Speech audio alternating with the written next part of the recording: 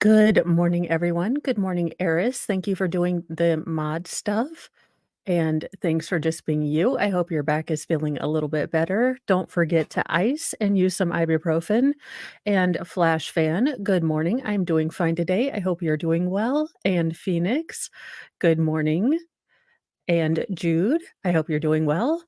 JKD Buck, I hope you're doing great. So, our first story today is that two 18-year-olds are being held on $2 million bail on a Philadelphia bus stop shooting that injured 8 teens. Hello, Debbie W. So, two 18-year-olds were arrested in the shooting of 8 Philadelphia high school students at a bus stop last week. Authorities recovered a fully loaded, fully automatic, so that's interesting that it was a fully automatic. Well, that is also a big story, but I wanted to make sure that there are allegations that that particular video is from a year ago, so I wanted to let the dust settle a little bit to make sure that Mr. Barbecue or interim leader Barbecue, uh, that video was current. The thing is I never thought I'd have to say. So, good morning, John, and hey, Joe, and Squid Pro Quo. So, that is very interesting that this is a fully automatic weapon. Those have been illegal, um, since I believe the early 1980s. Don't quote me on this. I'm not like super de duper FTA or, federal firearms person. But I do know that in order to get a fully automatic, force multiplier, you have to jump a whole bunch of hoops and have to pay all the taxes.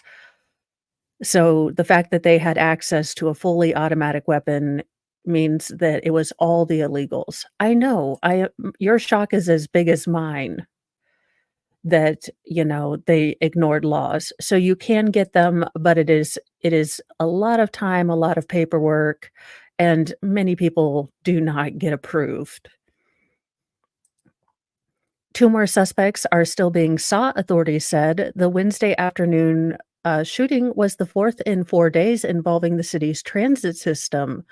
The discovery of the stolen vehicle involved just 4 hours later helped lead police to suspect Jamal Tucker, who turned himself in on Friday.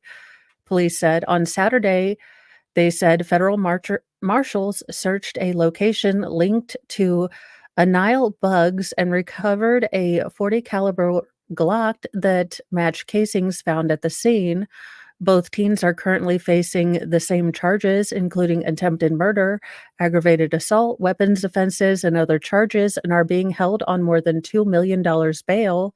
Preliminary hearings are scheduled for March 20th for both. A message left Monday with Bugs's attorney was not immediately returned. Tucker is being represented by public defenders who did not immediately respond to a message seeking public comment.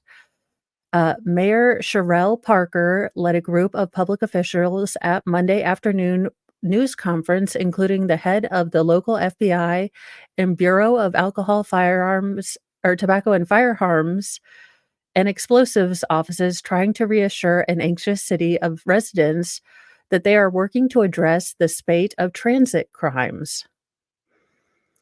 Quote, "We will focus on prevention, intervention, and enforcement," said Parker, who took office in January and promised to present her public safety strategies in the coming weeks, quote, "in effort to bring lawfulness and some order back to our city." Okay. She urged an end to the finger pointing that caused friction between the police department, reform minded district attorney Larry Krasner, and other agencies in the recent years. The shooting Wednesday came as students at the nearby Northeast High School were waiting to board the bus home. At about 3 p.m., 3 masked suspects rounded the corner and opened fire, surveillance video shared with the police showed. The victims were ages 15 to 17, all of whom are now in stable condition, police said Monday, including a 16-year-old who was critically injured after being hit 9 times. The city's police commissioner, Kevin Bethel, credited quick action by two police officers in applying tourniquets to three of the victims, with possibly saving lives. Northeast High School is the largest public high school in the city with more than 3,000 students. Police were investigating whether the shooting may have been related to the fatal shooting of a 17-year-old charter student when gunmen fired 40 shots at close range as people boarded a city bus in the city's uh, Ogots section. Four others were injured, including a 70-year-old woman. Also, last week, police believed an argument aboard a bus led a 37-year-old man to be fatally shot by a passenger exiting a bus in South Philadelphia.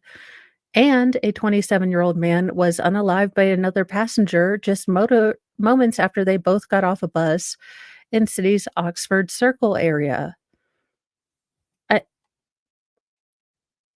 you know,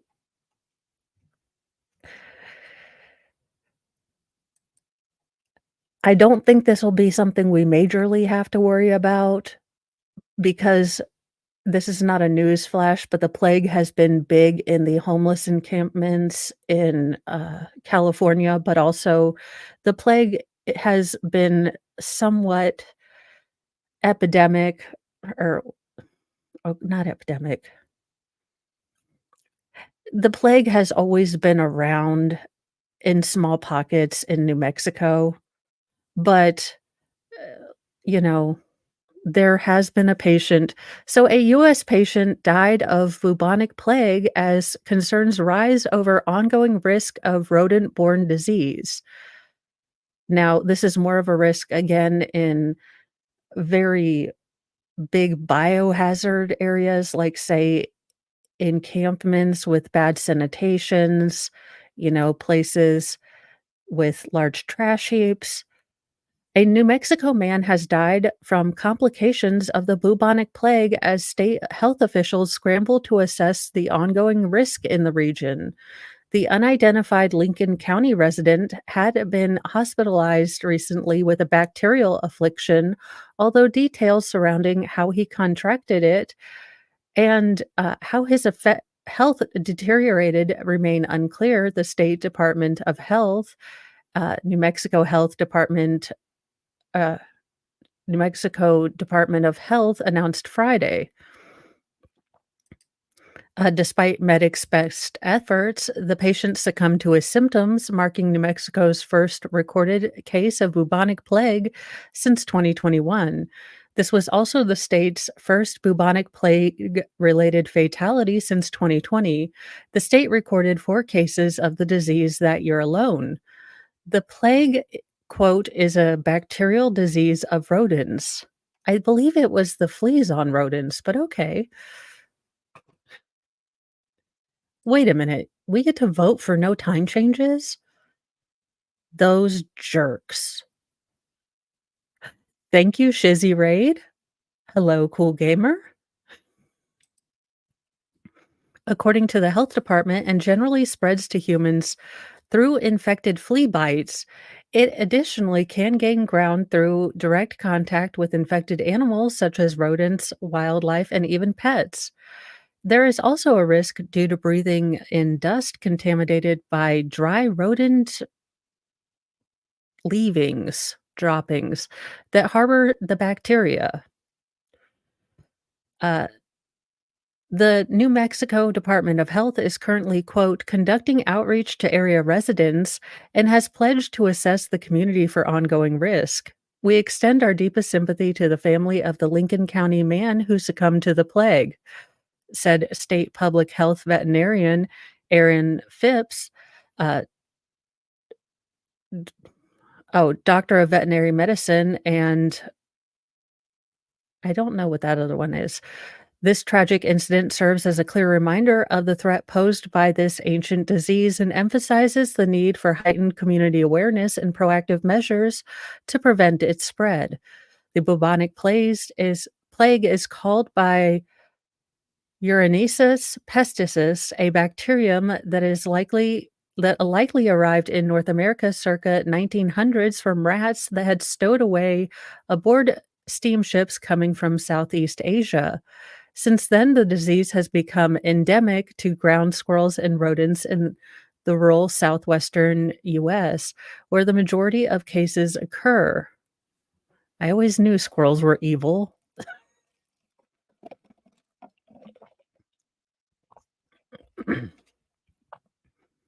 Once infected, patients experience a plethora of symptoms ranging from fever and chills to swollen lymph nodes, known as buboes, from which the disease take its name. The buboes form at the site of the bite from the infected rodent or flea, explained Erica Susky, a certified infection control practitioner based in Canada. While there is no vaccine, the plague can be remedied with antibiotics if caught early. However, it can also be fatal if left untreated. Bubonic plague is a serious infectious illness alone, but can also develop quickly and into more severe and deadly forms of plague, Susky warned. More serious forms include pneumonic and septicemic plague, which is where the bacteria invade the lungs and bloodstream. To mitigate the risk of transmission, experts advise people to prevent pets from roaming and hunting and to avoid sick. Daggone it, Fry. It is like,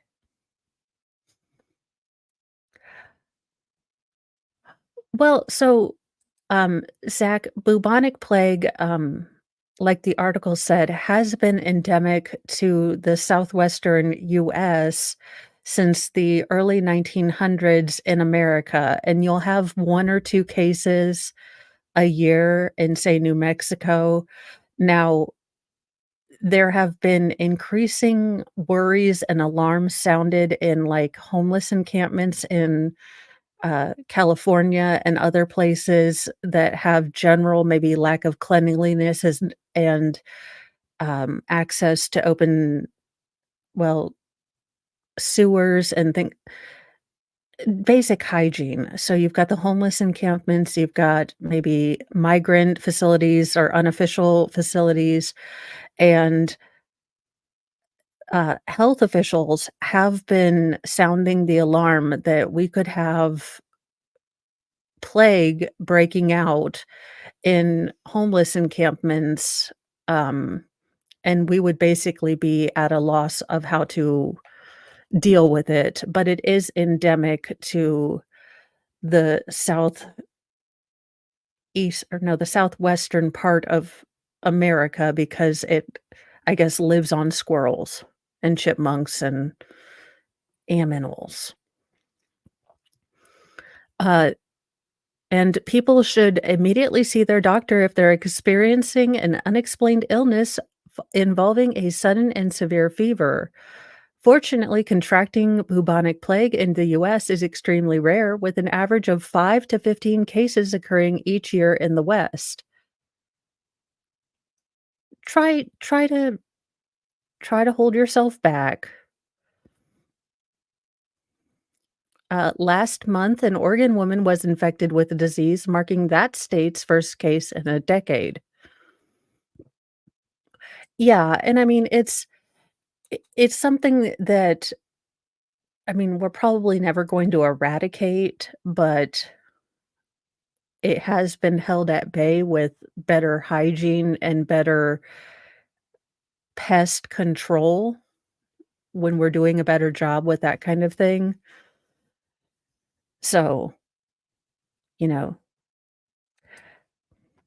in sad news, Eric Carmen, and I always wanna say Cartman, even though that is not his name, Raspberries frontman and All By Myself singer dies at 74. Eric Carmen, who became an icon of early '70s power pop as frontman of the Raspberries before achieving solo success with hits like All By Myself and Hungry Eyes, has died at the age of 74.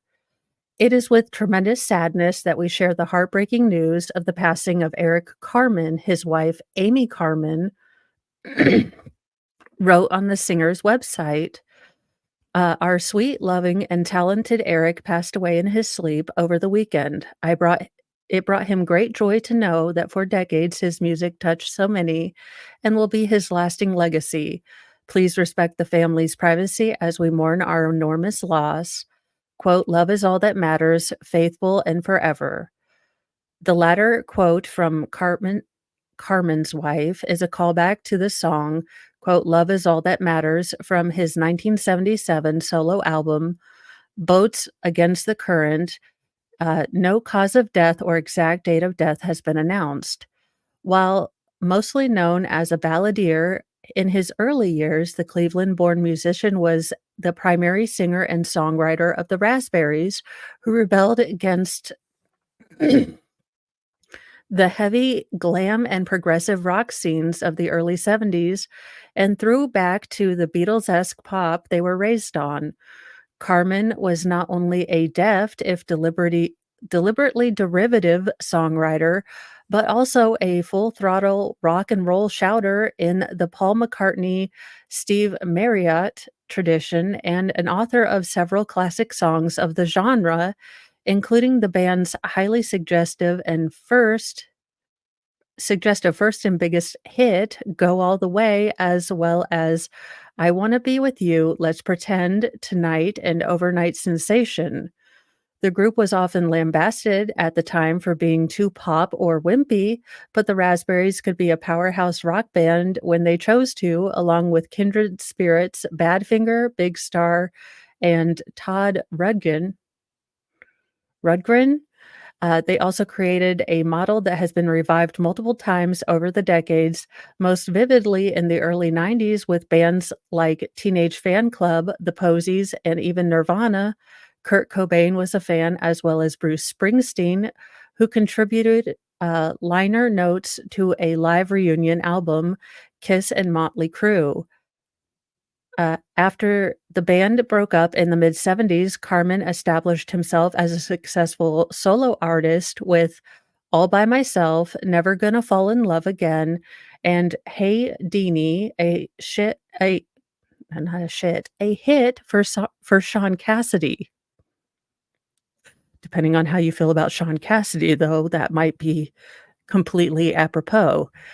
He had his run of hits continued into the '80s with this Dirty Dancing song, "Hungry Eyes." The son of Russian Jewish immigrants, Carmen was born in Cleveland in 1949 and began showing musical talent as a toddler. He began taking violin lessons at 6. His aunt was a violinist in the Cleveland Orchestra and later piano and guitar. By high school, he was writing songs and playing in rock bands, including one with the unusual name of Cyrus Erie, inspired like Buffalo Springfield by a name on a tractor. The vibrant Cleveland rock scene of the time, which also spawned Joe Walsh, later of the Eagles, featured many of the same musicians playing together in a dizzying series of bands. Cyrus Eries released a single on Epic called Get the Message in 1968 and continued for a couple more years before Carmen and the band's fiery lead guitarist, Wally Bryson, joined forces with bassist John Alesky and powerhouse drummer Jim Buffonti to form the Raspberries in 1970 with the intention of writing harmony-driven pop rock songs. Buffonti had played with Bryson legends The Choir, who've scored the 1966 nationwide hit in their mid-teens with garage pop classic It's Cold Outside, and opened for many of their heroes, including The Who and the Yardbird. Alesky soon dropped out and was replaced by ex-choir singer Dave Smalley, who had recently returned from serving in Vietnam. Not surprisingly, considering their years of playing together, the lineup gelled and quickly and powerfully, and soon united with producer and manager Jimmy Lenner, older brother and business partner of future Columbia Records CEO Don Lenner, and signed with Capitol Records, which an inspired producer, the elder Lenner, helped the band to attain their vibrant combination of power and pop, bringing together a wide range of influences that ranged from the Beatles, Beach Boys, and girls groups to hard rockers like The Who and Free. Those influences came into vivid focus on Go All the Way. The song reached number 5 on the Billboard Hot 100, either driven by or, depending on one's take, held back by the controversy over the surprisingly explicit lyrics, still unusual for top 40 radio in the summer of 1972. When I was writing Go All the Way, seen how the Stones were forced to change their lyrics on Ed Sullivan, Carmen said in Overnight Sensation. Ken Sharp's history of the group, and I was listening to the Beach Boys' Pet Sounds, where Brian Wilson is talking about sleeping with his girlfriend, but in an innocent way and getting away with it. I thought, if we sing like this, or sing this like choir boys and put words in the girl's mouth, maybe we can slide this by radio, and it worked. The group and Leonard never shied away from the gimmick, and their debut album had a scratch and sniff logo on the cover that smelled like raspberries. And for their second LP, Fresh, they flew in the face of trends and embraced the 60s pop group imagery wholeheartedly, appearing on the cover with matching white suits. While the album spawned two hits with the jangly I Wanna Be With You, number 16 on the Hot 100, and the ballad Let's Pretend, and the determinedly outdated look on its own kind of cool among fans, the group's reputation took a beating in rock press. Legendary critic Lester Bangs eviscerated their more derivative moments, most of which would have been considered influences today. Apparently stung by critics, the group ditched the suits and fired back in 1973 with Side 3, by far its hardest-hitting rock album. Leonard cranked up the drums, Belafonte channeled his inner Keith Moon, and the sound created a blazing contrast with Carmen's complex melodies, multi-chord song structure, and the group's harmonies, especially on the single Tonight, which in many ways is the ultimate pop song. Other highlights from the album include I'm a Rocker, featuring what may be Carmen's most powerful vocal, and Ecstasy. Interesting. Let's see. But Tonight stalled at number 69, possibly also due to Carmen shouting, Won't you let me sleep with you, during the song's finale. And I mean, hey, you have to throw it out there. You miss 100% of the shots you don't take. The band splintered, with Nebraska-born bassist Scott McCarl and former Eddie or Cyrus Erie drummer uh, Michael McBride joining for their final studio effort in 1974's Starting Over. The album featured another Carmen classic, an overnight sensation. As a calculated single hit as there ever was, the chorus goes, Want a hit record? Yeah, which reached number 18, but the group's moment, if it ever truly had one, was past. We thought we were being radical, Carmen told the audience at a Raspberries reunion show in 2004, but FM radio thought we were being reactionary. However, within a year, Carmen had joined forces with Clive Davis at his newly launched Artista Records, and less than 18 months after the Raspberries released their final album, he'd scored a number 2 single with the maudlin All By Myself song that channeled and subverted Nielsen's smash cover of Badfingers Without You, complete with a soaring chorus and tumultuous orchestra. Never Gonna Fall in Love Again fared well as a follow-up, hitting at number 11 on the Hot 100 and rising to the top of the adult contemporary chart. Carmen did not revisit the top 10 until Hungry Eyes rode the Dirty Dancing phenomenon to number 4 to peak on the top 100 in 1987. The soundtrack also reunited him with Leonard, who served as executive producer. Make Me Lose Control rose one notch higher than that at number 3 the following year. Carmen never again charted a single after the 1980s, nor did he release any studio albums after 1984's Eric Carmen, with one exception. 2000's Rhino's release, I Was Born to Love You, originally released only in Japan in 1998, which found him reuniting with songwriting collaborators like Dean Pitchford and Diane Warren. Raspberry Cultists were in for a treat when the band gave into decades worth of reunion pleas and got back together briefly in the mid 2000s.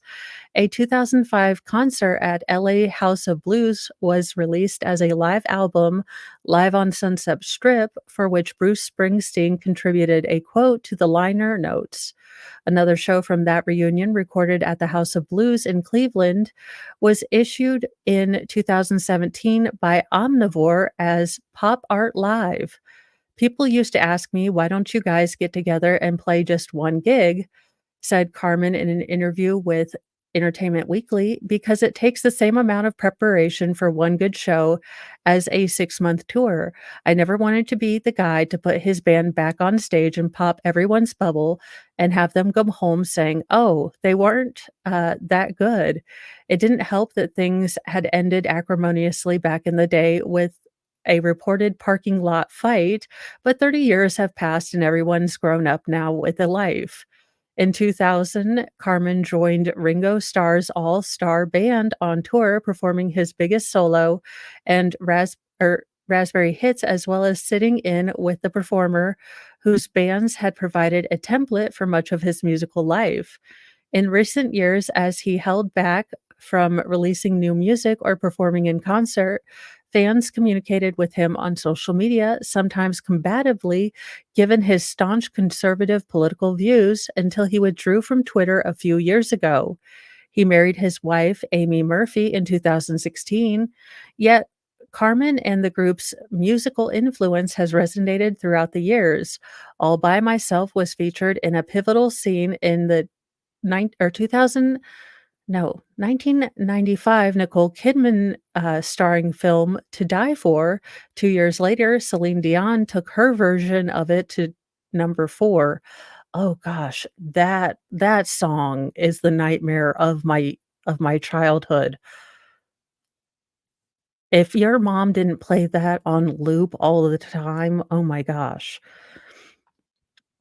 2 decades after that, Go All the Way experienced a resurgence the original Raspberries could scarcely have imagined in 1972 when it appeared on the first Guardians of the Galaxy soundtrack. So, there you go. Uh, in odd news, and I have no idea, what this is about, but 10-foot mysterious metal monoliths appear on remote hill, baffling locals. It's stilling the limelight. A strange and gigantic steel monolith was recently spotted on a hill in Wales, one of several mysterious Toblerone like structures that have popped up around the globe in recent years. They have evoked online conspiracy theories of aliens and extraterrestrial beings. The latest futuristic looking installation found in Wales' Hay on Way region was noticed over the weekend by area runner Richard Haynes. He didn't quite know what to make of the unusual sighting. I thought it looked a bit bizarre and might be a scientific media research thing collecting rainwater, he told Wales Online Monday, but then realized it was way too tall and strange for that. Then I went up to it. It was about 10 foot tall at least and triangular, definitely stainless steel, Haynes continued. It was hollow and I imagine pretty light, light enough for 2 people to carry it up and plant it in the ground. Oh, please tell me smarter aliens are coming.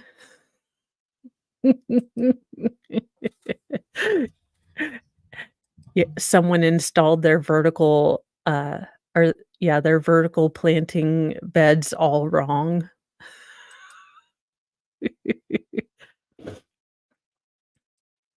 We can only hope. I am getting tired of waiting for giant meteor.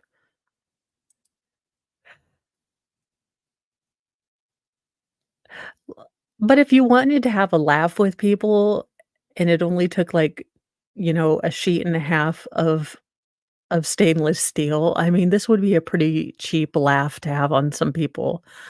Although the Welsh obelisk's origins are unclear, two similar structures found in Utah and California in 2020 were the works of a artist group based in New Mexico called The Most Famous Artist.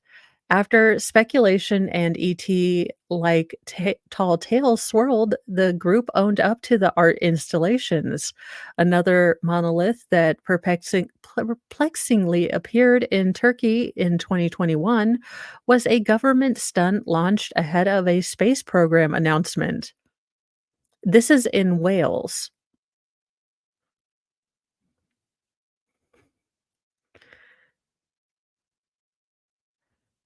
Uh, let's see. Officers were seen in Romania and Ukraine in late 2020. I don't know why that's others were seen in Romania and Ukraine in late 2020, not far from Wales, one appeared in the Isle of Wight and another in the famous stone circle called the Merry Maidens in Cornwall, England. Another one discovered in Somerset, England, even features the word not Banksy, a reference to the artist of mystery who may be forced to reveal his identity soon.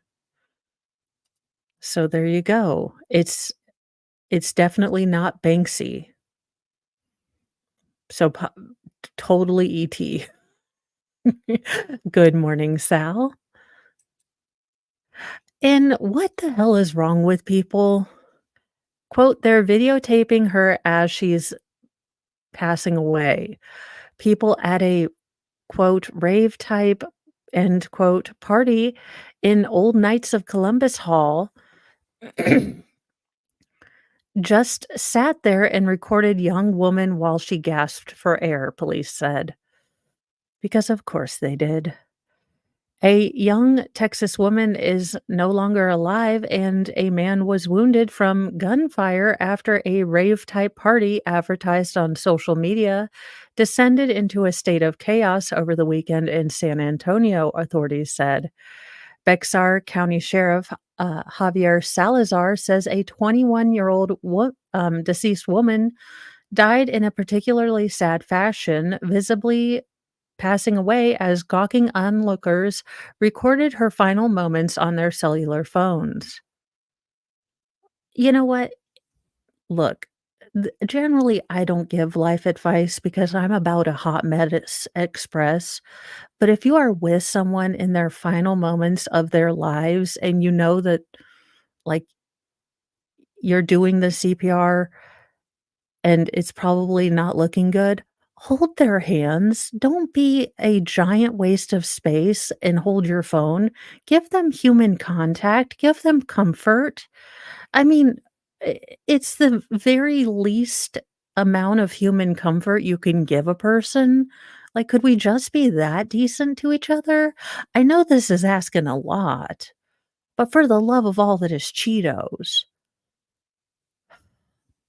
Quote, "That's about as cold-blooded and disturbing as you can get," the sheriff said at a press conference outside the venue on Saturday.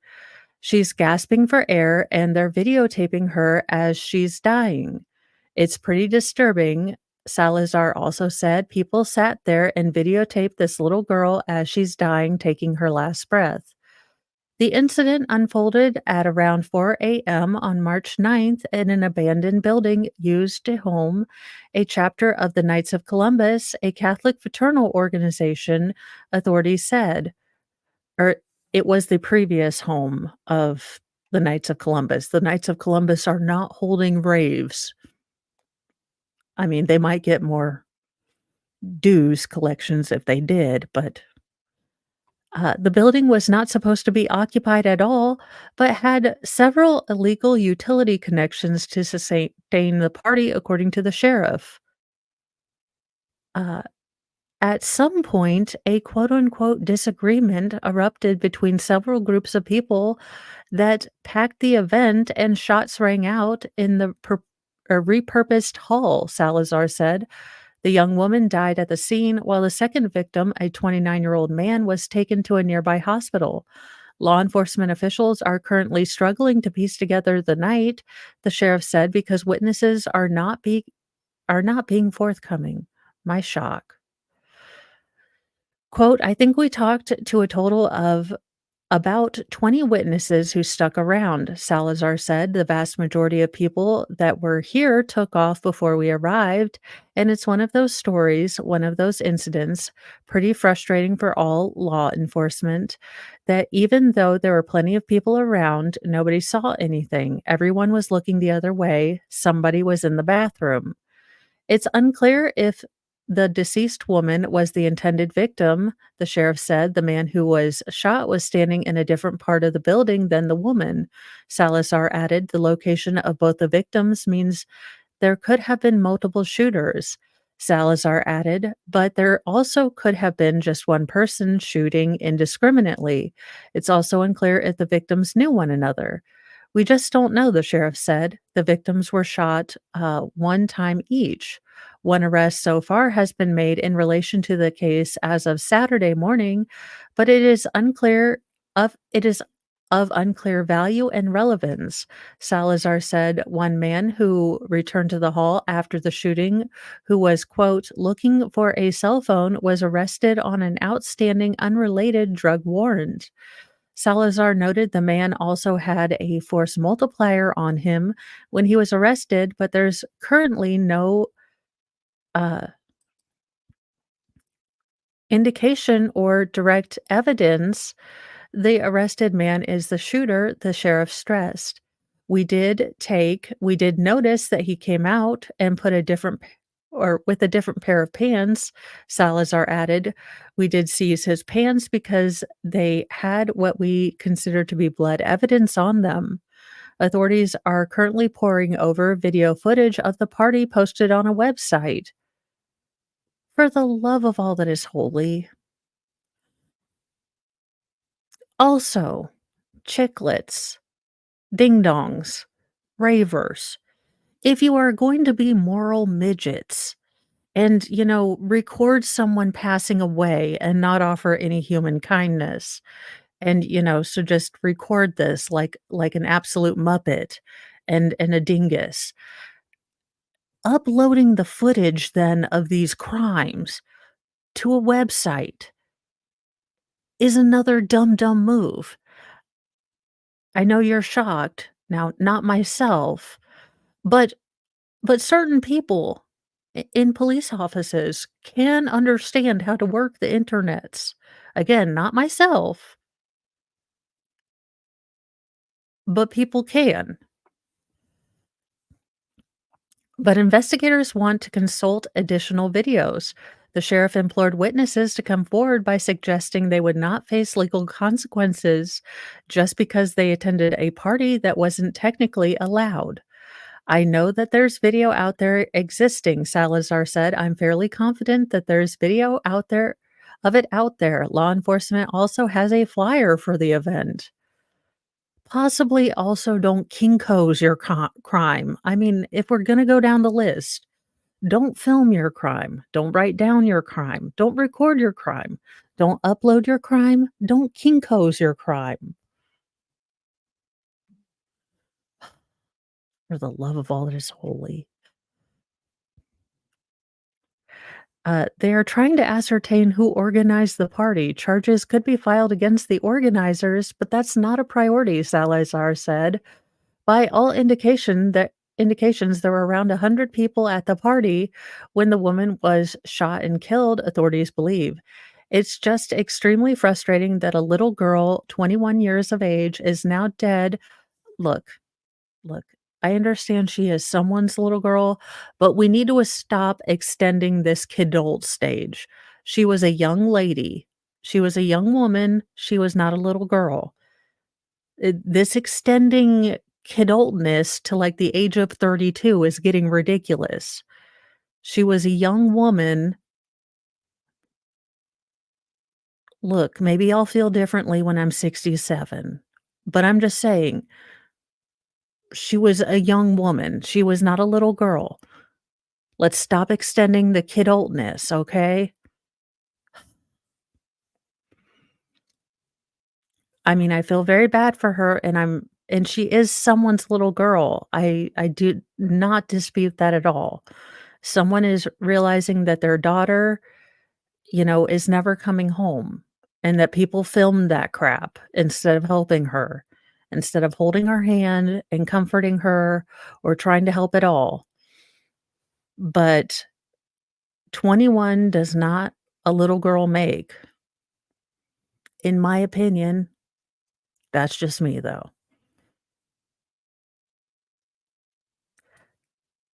In happier news, an University student connected on a long distance shot, draining a length of a basketball court putt on Saturday to win a car. Connor Boyle made a 94-foot putt, rolling a golf ball from one baseline through a sign to the next, or to the opposite basket during a promotion in the second half of Auburn's game with Georgia. After the putt found the small opening on the sign, Boyle raced around the court celebrating while fans erupted and TV cameras showed Auburn guard K.D. Johnson looking from the bench with a stunned expression, mouth wide open. Boyle was the first winner of the promotion this season, winning a car from a local Toyota dealership. Craig Noyles, a writer for University student-run site, the Auburn Plainsman, won a car in the contest in February 2023. It was the first time a student made the putt since 2014. So there you go. 2 people won a car. Look, I'd have just said, "Don't look, I'll just can I have a pinch hitter? This is gonna be terrible." I have never played golf in my life. So,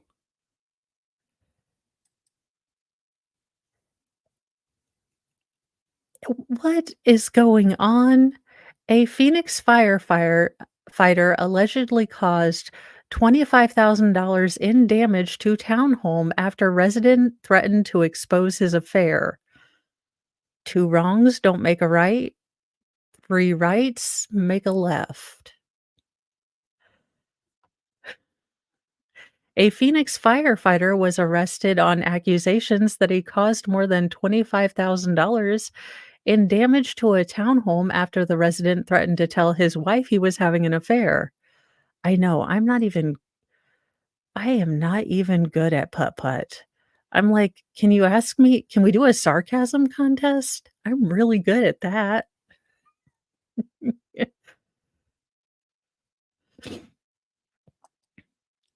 Let's see.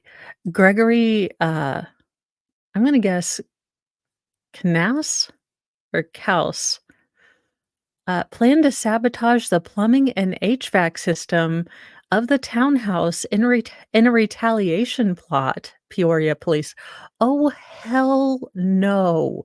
This is the middle of daggone Sal, you're with me on this, but this is the middle of damned Arizona, and someone has is gonna try to mess with my damned my damned AC? Oh, hell no. I will tell your wife you are cheating and you will not touch my AC. Um, Peoria police said, according to Fox 10, Phoenix detectives said a witness noticed well, the the cheating firefighter on the roof of a townhome in Peoria, Arizona on January 23rd. He allegedly clogged the townhome's plumbing and roof using spray foam and vandalized the air conditioning unit. Okay, oh, hell no, that is a death penalty case. Like, look, in the land of Mo, that is a damn death penalty case. You do not mess if I am stuck in the butthole of America, Arizona, no offense, Sal, you know how I do not deal with the hotness. I don't care if it's a dry heat, but Arizona looks like it's the center of the damn sun. Just absolutely hell no. Hell no. No, no. This uh, he was also accused of putting holes in the roof. Detectives said that the faithless firefighter was involved in a dispute with the townhome's residents over a romantic relationship that he allegedly had with the resident's girlfriend. The resident allegedly said he was going to tell the firefighter's wife about the affair. In response, the firefighter allegedly texted the resident saying, "I know where you live," and threatened to destroy his life. Well, look, I don't really care about my life, I care about my air conditioner, you a-hole. On February 27th, the firefighter was arrested and charged with multiple crimes, including second-degree burglary, criminal damage, harassment, and threatening and intimidating. Fox 10 reported that he is a fire engineer with the Phoenix Fire Department.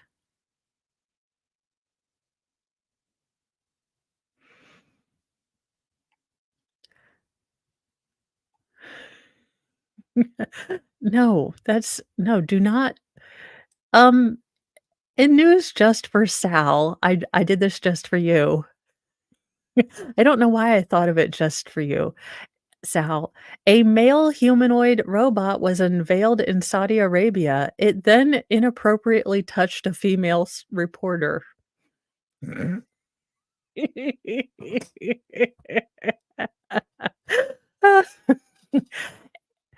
Uh, a Saudi robotics company unveiling of a quote unquote male robot or humanoid robot did not go as planned after it appeared to inappropriately touch a female reporter. You can't make this up. Allegedly. Sal, you have to put allegedly. It's like a free ride out of jail card. Saudi robotics company QSS debuted quote, "Muhammad the humanoid robot," end quote, at Deep Fest in Riyadh last week. The robot, dressed in traditional Saudi attire, spoke Arabic and English. In a Deep Fest post on X, Muhammad was described as the quote, "first Saudi robot in the form of a man," end quote. How does that jive with not being able to, have anything in sort of a likeness? I don't know. Look, I'm not a theologist, people. As well as a national project to highlight Arabia's AI achievements. The jokes just write itself. During a presentation, a reporter for Al Arabia, Uh, Rawaya Kasim stood in front of Muhammad as she spoke to the audience. A viral video of the incident showed the robot appearing to extend a hand forward to touch her backside. In the clip, the Kasim can be seen responding with a stern glare, followed by a raised palm at Muhammad before she continues to talk. Okay, you guys won't be able to hear sound, but let's just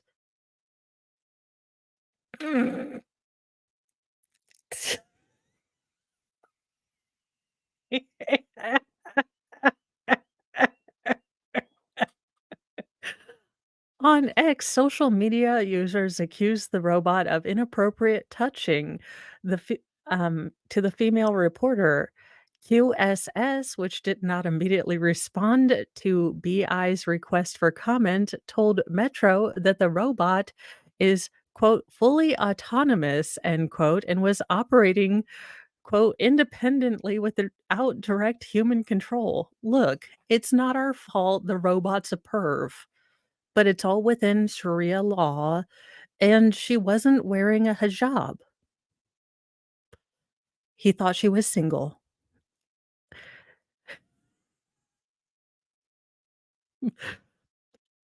The robotics firm said staff had, quote, proactively informed all attendees, including reporters, to maintain a safe distance from the robot during its demonstration, end quote. Okay, is the robot anatomically correct? Because I feel like if we need a safety, guide against, Muhammad the robot, Imma need to know what all good lord.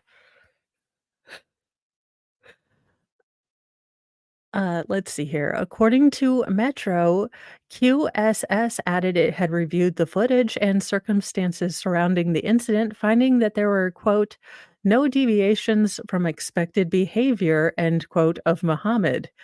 It said it would take additional measures to prevent anyone from, quote, "getting too close to the robot within its areas of movement." Last November, Business Insider reported that humanoid robots could be one of the next big things to come out of the AI boom. After that, hashtag me too for robots. Mohammed, you better get Gloria Allred on your side because you are already going to get me too'd.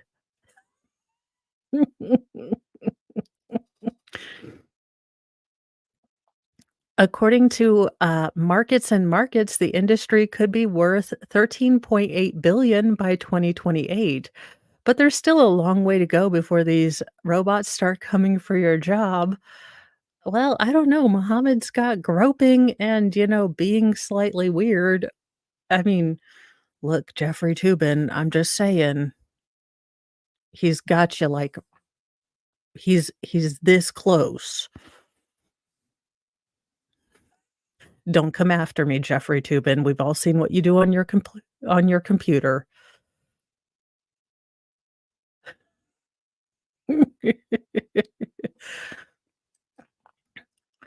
Uh, I didn't even know we still had a Miss World, but, Christina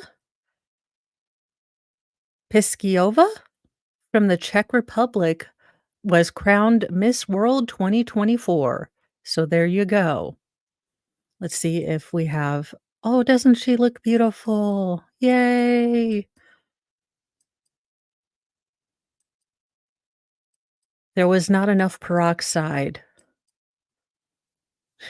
In Mumbai, India, so Kristina Pavlovska of the Czech Republic was crowned Miss World at a glittering contest held in India on Saturday night.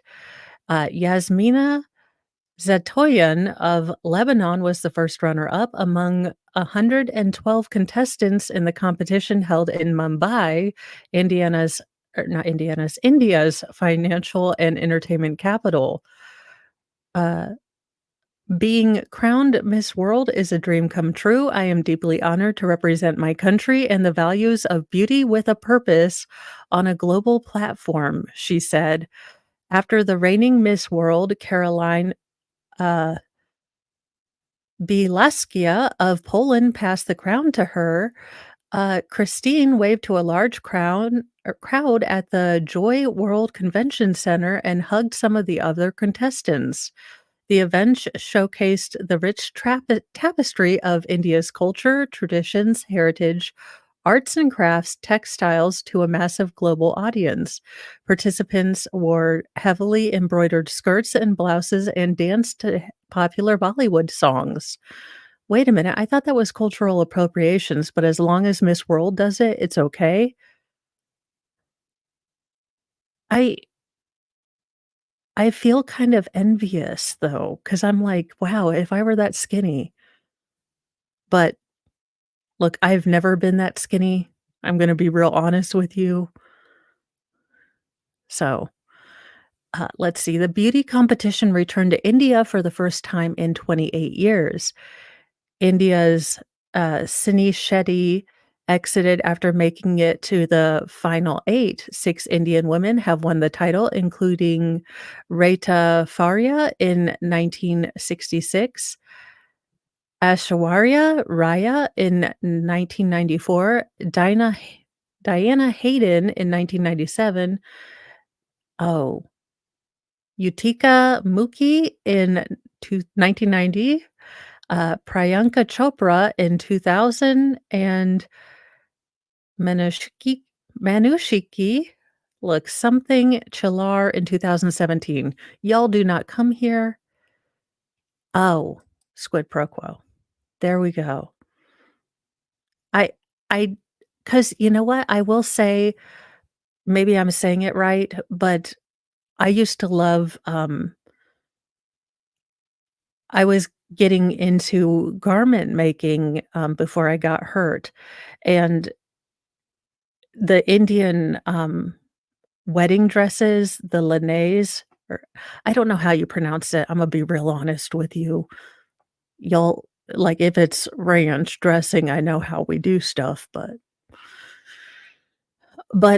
the intricate beadwork that goes on in some of the dresses, and I loved how just free and comfortable some of the outfits looked, and I thought, "Gosh, I wish I could make some of those," but then I thought, "Gosh, I'll get hit with," Yes, there we go. That's the word, the one I can't say. But I loved how, Nikki Haley was told that, well, her answer that her favorite day was April 15th because it's, not too hot and not too cold, and you only need a light sweater was really great. But to start talking like this, cause you creeps everyone out.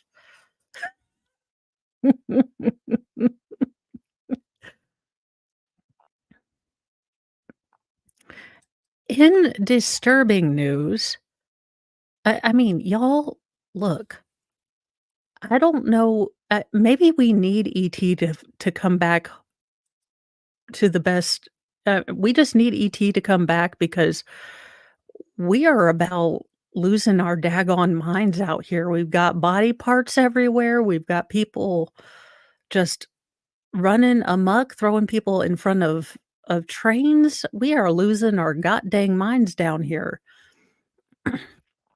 Identities revealed of the pair whose hacked up remains were found scattered across Long Island. Now, I did see this story earlier last week, but I wanted to wait until there were, at least identities, because I didn't want this to be kind of a shock value thing. I wanted there to at least be more information. That's why I have not yet done a story about Mr. Barbecue.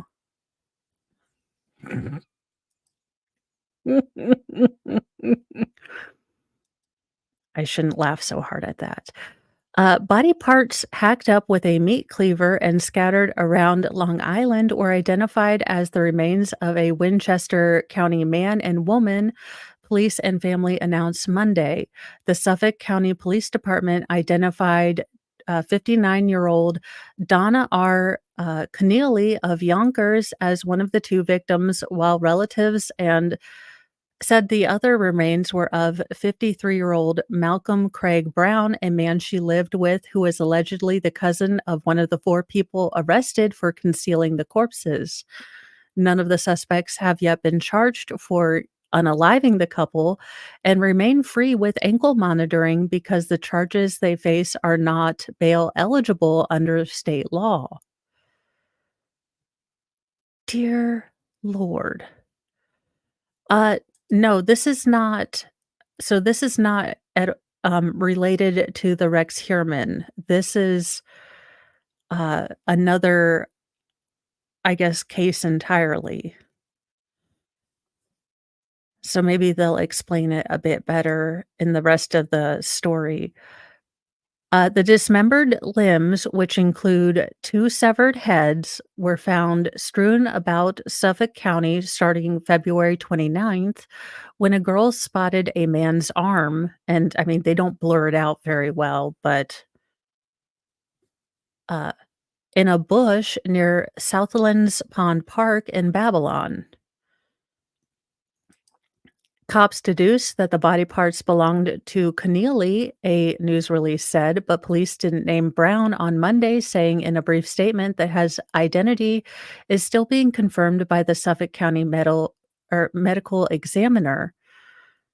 Brown's sister, Corrine Bullock, who identified her brother as one of the victims, told ABC7 New York, quote, "It's absurd that four people murder two people and just get to walk out like that."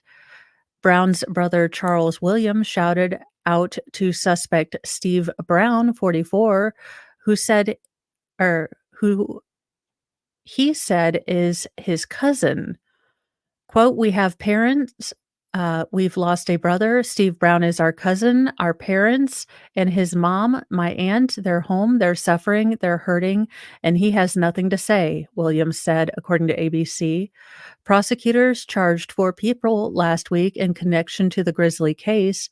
Roommates Steve Brown, Jeffrey Mackey, 38, and Amanda Wallace, 40, along with homeless woman Alexis Nieves or Neves, 33. Each of the gruesome foursome pled not guilty and were quickly released with ankle monitors because despite their alleged heinous acts and the charges of hindering prosecution, concealment of a human corpse, and tampering with physical evidence, they couldn't be held on bail due to the Empire State's criminal justice reform laws. Y'all are kidding me, right? That drew the ire of Suffolk County District Attorney Ray Tierney, who has long been a critic of the state's lenient bail reform policy. This is yet another absurd result thanks to bail reform and the system where the legislator in Albany substitutes their judgment for the judgment of our judges and the litigants in the court, Tierney said in a statement. We will work with Suffolk County Police Department to resolve this investigation as soon as possible and implore our legislator to make common sense fixes to this law. Some state lawmakers agreed with a group of GOP state senators proposing a bill last week to make mutilation of a human corpse a bail eligible offense.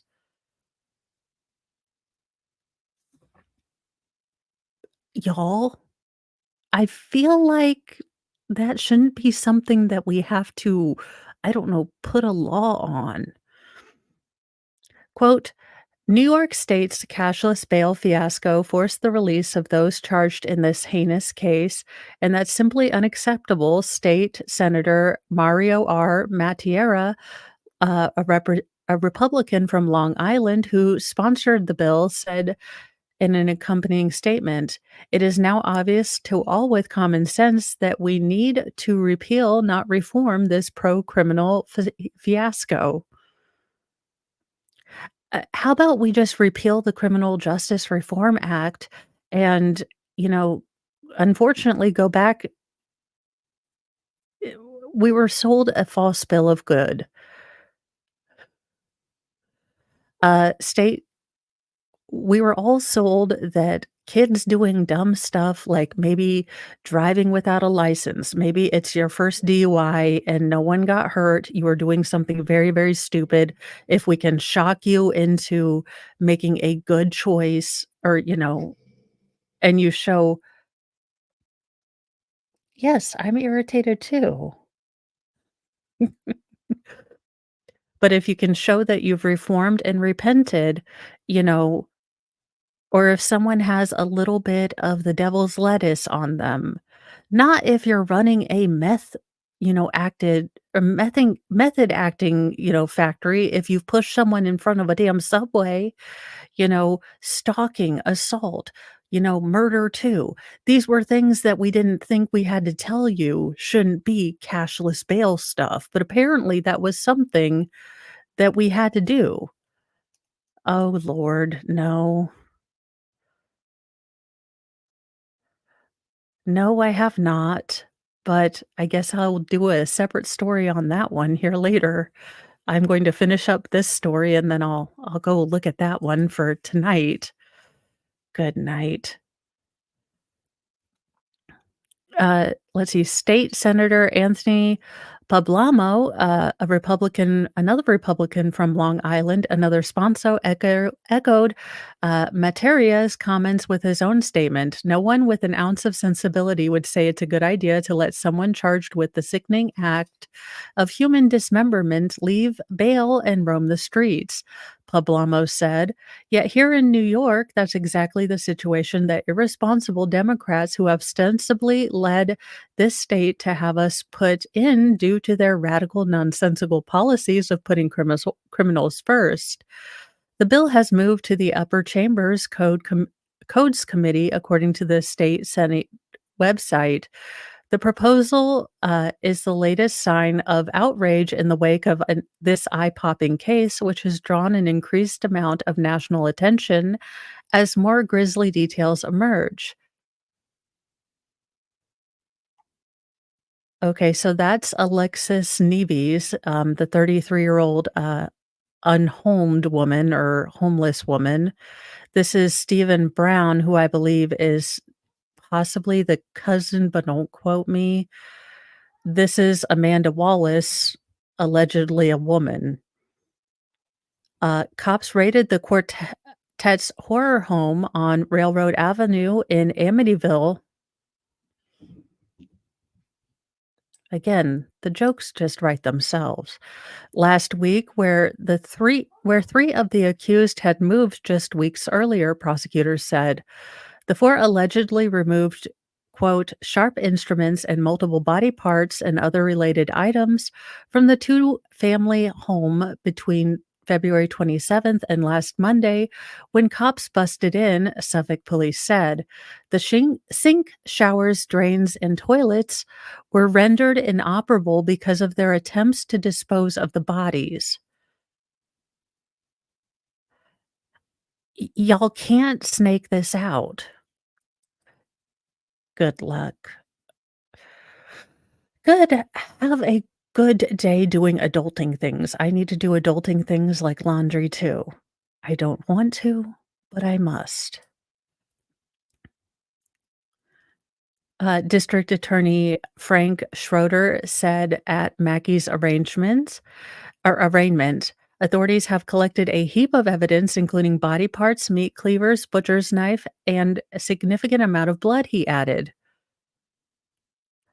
Subsequent police searches have turned up an assortment of body parts in Southards in the West Babylon Woods, several miles away in Bethpage State Park, police and sources have said.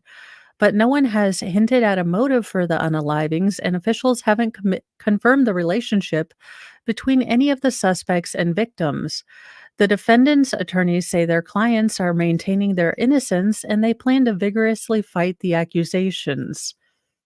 Yeah, they just fell to pieces. Anyhoozle, that is the news today. Stay safe out there. You know, just stay safe out there, you guys. Sometimes it is not easy to find really interesting, fun news, and this is all the news I have for you. But I will try to find some better, more fun news and maybe not so many pieces and parts of people news. Distance, I feel this in my soul today. I am attempting to get up and take Fry on a walk and go do laundry, but taking a nap and going back to bed sounds like such a great time. So, you know what? In absence of taking care of yourself and being a kind person, you know, I say it's also appropriate today if you would like to build yourself a pillow fort on your bed and eschew all adultingness. I give you a free pass just for today. You must go back to adulting tomorrow, but it is craziness in the news. Anywho, have a wonderful day, and I will see you later on this evening for Nightly Newsy News, and then later on for whatever Shissy has planned for us. I have no idea. So I will see you then. Have a wonderful rest of your day, and I will be here looking for other stuff, and I've got some Delphi news. So have a wonderful day, you guys. Bye. Oh, where is that? There it is.